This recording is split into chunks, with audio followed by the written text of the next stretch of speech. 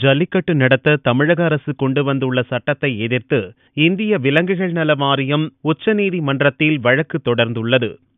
தமிழகத்தில் மாணவர்கள் நடத்திய போராட்டத்தை தொடர்ந்து ஜல்லிக்கட்டு நடத்த தமிழக அரசு மத்திய அரசு ஒப்புதலுடன் அவசர சட்டம் கொண்டு வந்தது. இந்த சட்டம் திங்கட்கிழமை சட்டசபையில் நிறைவேற்றப்பட்டது. இந்த மசோதா ஜனாதிபதி ஒப்புதலுக்கு அனுப்பி வைக்கப்பட்டது. இந்நிலையில் ஜல்லிக்கட்டு நடத்த தமிழக அரசு கொண்டு வந்துள்ள சட்டத்தை எதிர்த்து இந்திய விலங்குகள் நல வாரியம் உச்சநீதிமன்றத்தில் வழக்கு தொடர்ந்துள்ளது.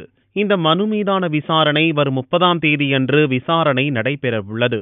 இதனிடையே தமிழகத்தில் ஜல்லிக்கட்டு நடைபெறுவதற்காக 2016ஆம் ஆண்டு ஜனவரி மாதம் 8ஆம் தேதி பிறப்பித்த அரசாணையை திரும்ப பெறுவதாக சுப்ரீம் கோர்ட்டில் மத்திய அரசு கூறியுள்ளது. இந்த அறிவிக்கையை திரும்ப பெறுவது தொடர்பான மனுவை சுப்ரீம் கோர்ட்டில் மத்திய அரசு மனு தாக்கல் செய்துள்ளது. மத்திய அரசின் மனு மீதும் வரும் 30ஆம் தேதி திங்களன்று விசாரணை நடைபெறவுள்ளது.